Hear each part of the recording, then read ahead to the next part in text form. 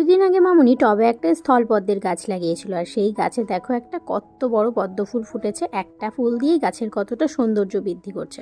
সকালবেলা বর চলে গেছিল দোকানে, তারপর আমি চলে এলাম বিছানা উঠাতে। আর অনেক দিন হয়ে গেছে পাটিটা তুলে বিছানা ঝাড়া হয় না, তো আজকে বিছানাটা পাটিটা তুলে ঝেড়ে নিলাম। আর কালকে এসেছি বাড়িতে, কিন্তু ব্যাগটা এখনও খুলেও দেখা হয়নি। তো প্রথমে ব্যাগ থেকে সমস্ত জিনিসপত্রগুলো বের করে নিলাম। আর প্রত্যেকবারই যখন বাড়ির থেকে আসি, বাড়ির থেকে কিন্তু অনেক কিছু মা আমাকে দিয়ে দেয়, যেগুলো আমি পছন্দ করি। এবারও দেখো কত কিছু এনেছি, কাঠবাদাম, কাজু বাদাম, বিস্কিট, আরও যা যা পছন্দ করি মা অনেক কিছুই দিয়ে দিয়েছে। আর এদিকে দেখো আমি কতগুলো বিস্কিট দিয়ে দিয়েছে মা, তো কয়েকটা আমি এর মধ্যে থেকে দিদিভাইকেও দিয়ে দিলাম, কারণ এতগুলো তো আমি একা খেতে পারবো না।